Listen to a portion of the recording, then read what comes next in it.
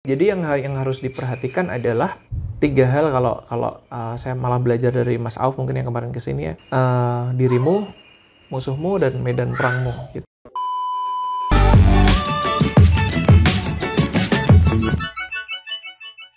Nah berarti Mas, kalau kita sudah banyak orderan dari online, belum tentu kita harus membuka sebuah toko ya secara offline. Belum tentu ya. Belum tentu. Sampai kapan kita harus membuka sebuah toko, Mas?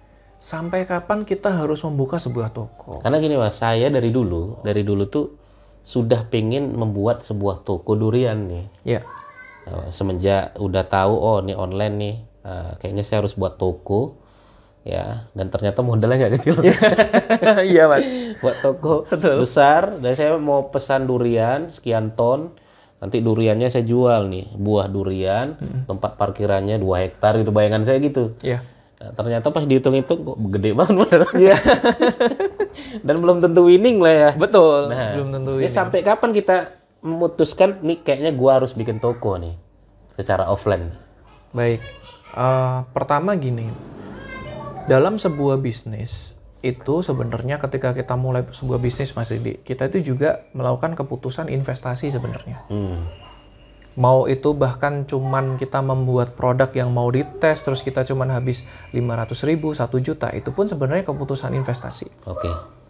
Nah, kalau kita bener-bener buta data, nggak tahu datanya, itu sebaiknya keluarkan uang yang kalau itu hilang lah bahasanya gitu ya.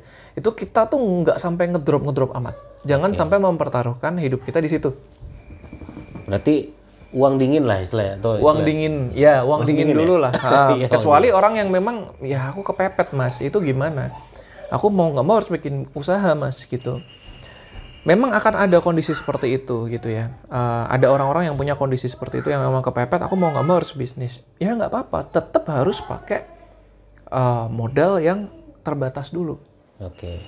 Kalau misalkan punya tabungan dingin 5 juta, jangan dipakai 5 juta semua Mas. Kalau bisa per 500.000. Oh, oke. Gitu. Nah itu nanti harus dipikirin. Gimana Mas aku 500.000 bisa dapat produk dan winning, dan caranya gimana gitu kan. Nah terus kemudian apakah online lalu ke offline? Nah ini harus dipahami bahwa bicara bisnis online dan offline itu ingat-ingat bahwa kita tuh menciptakan bisnis itu kan kepengen ada transaksi yang banyak di situ. Kita kepengen profit. Profit bermula dari transaksi dong, berarti kan. Kalau ada transaksi berarti ada orang yang memang melihat produk kita itu value buat dia, berharga buat dia. Itu berarti yang harus dipikirkan adalah kenapa orang ini beli. Tanya dulu ya. Kenapa? Ya. Oke, didata dulu. Kenapa dia beli? Mundur sedikit lagi, ya. Kalau maju setelah kenapa ini kan gimana caranya dia beli? Perilaku dia caranya membeli itu gimana? Apakah dia nyaman online atau nyaman offline? Oke. Gitu. Misal kita di Jogja mau bikin sebuah toko baju. Ternyata orang yang nyaman online ini sangat mentah ya, tapi kita hanya buat contoh aja. Mau bikin toko baju, ternyata yang lebih suka transaksi online adalah 50%. Yang lebih suka offline adalah 50%. Kalau saya, ya udah mending online aja. Kalau offline aku bikin toko. Ya. Bener, kalau sama. Bahkan kalaupun cuma 30% market aja, saya tetap milih online Mas. Ya. Kenapa? Karena mulainya pasti lebih murah. Iya. Gitu, modalnya pasti lebih murah. Resikonya nggak besar. Resikonya tidak besar. Nah, itu hal-hal yang bisa dipertimbangkan. Nah, tadi why, kenapa orangnya beli. Terus kemudian sebelumnya adalah siapa yang mau beli. Itu kan sebelum why-nya ini gitu kan. Siapa yang mau beli? Okay. Siapa yang mau beli? Nah, kalau ternyata siapa yang dibelinya ini ternyata, oh aku mau jualan ke emak-emak gini.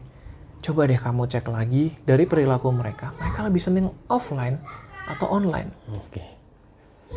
Oh, kayaknya mereka sebenarnya lebih seneng offline. Oke. Kalau lebih seneng offline, nggak apa-apa. Kamu nemu market offline nih. Sekarang kita bicara, kamu nemu market offline. Meskipun kita ngerasa udah punya data, Mas, ingat bahwa data pertama kali yang kita punya, itu bentuknya adalah masih perkiraan, masih estimasi. Belum kenyataan. Kenapa? Karena orangnya belum beli. Belum beli ya. Kalau udah beli, baru kenyataan. Gitu. Nah, itu adalah kurva di Lean Startup, Mas. Gitu. Begitu beneran buka toko offline, kemudian ternyata ada yang membeli, ada yang beli. Nah, ada market nih. Catat nih, datang dari mana? Iya. Gitu. Itu kalau dia nemu market offline. Dan satu lagi, dia punya budget yang lumayan. Yang kalau ternyata toko offline-nya mungkin nggak berhasil juga, dia masih bisa bikin bisnis lain. Oke, Masya Allah ya teman-teman sekalian ya. Detil banget ya. Jadi ada kisah begini Mas, saya tuh punya teman di Medan ya, beliau tuh buka toko, ya. Tapi beliau cerita, akhirnya curhat lah sama saya, bilang begini, Mas, tahu nggak Mas, ini toko itu sebenarnya adalah uang dari hasil online. Untuk menghidupin toko ini selama ini adalah uang dari hasil online. Oke. Jadi istilahnya apa sih istilahnya tuh? Subsidi silang. Subsidi silang. Nah, akhirnya collab lah tokonya pas corona kemarin. Collab semakin sedikit. Orang pun datang ya gara-gara GoFood sebenarnya. Beli GoFood, gitu. Dan jarang yang makan sana gitu. Akhirnya dihitung-hitung udah 4 tahun nih mensubsidi si toko ini. Akhirnya sekarang ditutup mati nih dengan online-nya saja nih. Nah, itu berarti kalau emang seperti itu mending online saja sekalian gitu kan. Ya. Oke, Mas. Nah, ini kita sudah sampai, ini produk sudah terdata nih. Ya. Nah, apakah sudah termasuk disebut winning nih, Mas, produk tersebut nih? Produk disebut winning atau enggak, itu sebenarnya adalah simpelnya gini kalau saya. Ketika biaya kita untuk melakukan campaign atas produk itu, apapun itu yang kita keluarkan, campaign marketing ya. Misalkan untuk mengenalkan produk, karena nggak mungkin juga kita nggak ngeluarin campaign marketing. Bahkan mungkin kalau SEO juga gitu kan. Kalau dia nggak bisa, kalau dia mau mulai sendiri, ya berarti dia pakai energinya sendiri, itu harus dihitung Mas sebenarnya. Kalau kamu adalah sebagai karyawan di perusahaanmu, ahli SEO, itu kamu di budget berapa untuk gaji orang seperti kamu? Gitu. Misalkan, aku kalau orangnya punya kemampuan segini-gini, nanyanya sama Mas Didi ya.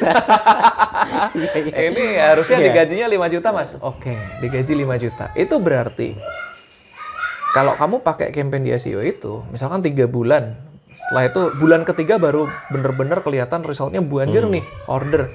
Itu berarti winning gitu.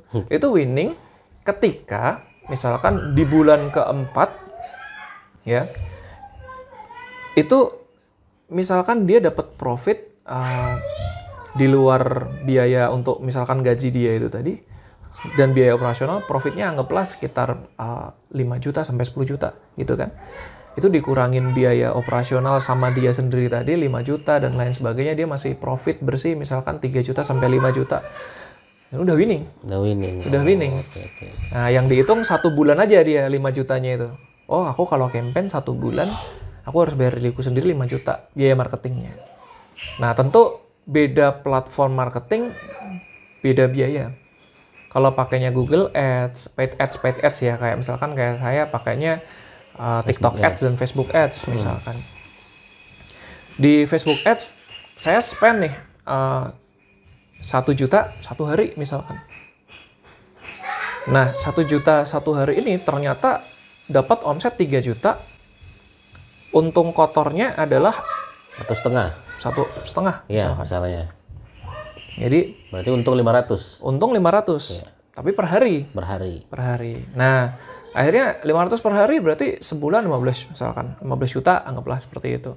Dikurangi tim misalkan 2 orang sekian masih dapat 10 juta. Ya udah. Itu winning ya. Winning. Gitu. Okay. Jadi winning itu ada skalanya, Mas. Kita bermain di skala berapa? Bisa jadi winning dengan profit 10 juta ini ketika digas lagi bisa jadi nggak winning. Bisa tambah winning. Makanya kebanyakan teman-teman kita yang udah pada gede-gede budgetnya itu produknya banyak mas biasanya. Misal ada salah satu teman kita lah ya yang biasa main bola gitu, yang mungkin jadi sponsor tim bolanya kita juga itu dia punya produk 40 mas, 40 SKU. Ada SKU yang kuatnya di campaign misalkan cuma 500.000 ya 500.000 aja sehari, nggak akan dia tambahin. Nanti ada yang kuat 1 juta, tapi karena produknya banyak diakumulasi dia bisa aja spending 40, juta, 50 juta. Sehari.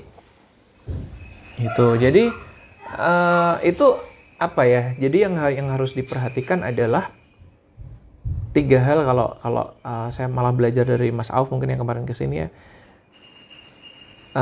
Dirimu, musuhmu, dan medan perangmu gitu kan. Nggak ada Mas Auf jelasin itu tuh. Oh, nggak jelasin itu. Oh. Gimana tuh? Itu Sun Tzu strategi. Ulangi Mas. Sun Tzu strategi itu adalah kamu harus kenal dirimu sendiri, kamu harus kenal musuhmu, dan kamu harus kenal medan perangmu. Oke. Musuhmu tuh maksudnya kompetitor ya? Nah, biasanya orang akan mempersepsikan bahwa musuh itu kompetitor. Tapi kalau dari Mas Auf menjelaskan yang dianggap musuh di sini itu di Sun Tzu ini itu sebenarnya malah justru si customernya mas. Jadi kita tuh harus tahu. Gitu. Karena ini anggap aja tuh kayak kita lagi perang gitu nanti dapat ghanimah mas. Dia ngasih ghanimah gitu. Oh oke masuk mas. Yang jelas aku dapat konsepnya maksudnya gimana. Jadi kita harus kenal kita itu kemampuannya seberapa. Gitu. Ukur lah ya. Ukur diri. Saya lagi seneng renang nih sekarang mas. Kebetulan kan tadi cerita sama Mas Didi. Saya tuh habis nikah itu bobot 75. Setelah beberapa tahun kemudian bobot jadi 90 mas. Nah makanya awal-awal saya dulu main bola berat banget. Nah akhirnya sama istri dikasih tips. Udah kita pakai namanya intermittent fasting. Jadi puasa makan cuma sekali saya sekarang mas, siang. Sisanya minum, ya kadang-kadang masih nyemil-nyemil dikit, tapi defisit kalorinya. Biasanya saya butuh 2.500 kalori sehari. Sekarang saya makan tuh paling 1.800 sampai 2.000 lah maksimal. Akhirnya lama-lama turun sendiri. Ya. Sekarang berapa? Turun, ini kemarin tuh ngeplak masih nih perut. Sekarang udah nggak terlalu kan? Nggak terlalu lah gitu. Tapi turunnya dengan happy ya, saya nggak ngejar terpaksa ya. Nggak terlalu terpaksa, biar nggak yoyo kan. Nah itu tuh ngukur diri sendiri ya begitu ya? Itu ngukur mas, ngukur diri sendiri. Dimana ketika kita, tadi kan saya cerita nih, saya sambil renang juga. Nah ketika kita renang, kebetulan istri saya tuh belum bisa renang. Nah apalagi anak. Gitu. Jadi kalau kita bicara bisnis, ada orang bilang bisnis itu beresiko. Resiko itu tergantung mas, siapa yang jalanin bisnisnya. Oke. Kalau anak saya, kolam sedalam setengah meter, ya anak saya belum berenang pun, sendiri di situ pun, tidak beresiko. Itu tetap beresiko mas. Oh tetap beresiko. Kalau dia kepleset dia nggak bisa ini loh. Dia tenggelam di tempat yang bahkan ketinggiannya dia aja mencukupi untuk itu. Nah itu resiko. Maka kita harus bisa mengukur resiko kita tuh sampai mana. Gitu. Kalau mengukur musuh kita itu berarti kita tuh harus sangat tahu orang yang nantinya akan beli produk ini itu siapa. Di profiling lah bahasanya. Gitu. Kalau bahasanya anak-anak digital marketer bikin buyer persona. Ya, buyer persona. Siapa? Ibu rumah tangga usia sekian-sekian, perilakunya online adalah dia jam sekian sampai jam sekian. Itu setelah nidurin anaknya dia buka TikTok atau dia buka Instagram atau dia buka apa, senengnya nonton gosip ini segala macam. Nah itu dikumpulin tuh. Nanti. Nah, terus kemudian kalau medan perang dilihat kompetitornya. Medan perangnya itu malah kompetitornya. Ya? Oke. Landscape-nya gitu. Nah, medan perang kompetitor kita tuh kita liatin. Di situ kompetitor kita itu sekuat apa gitu. Sekuat apa, biayanya gimana dan lain sebagainya. Jadi kita telitilah di situ.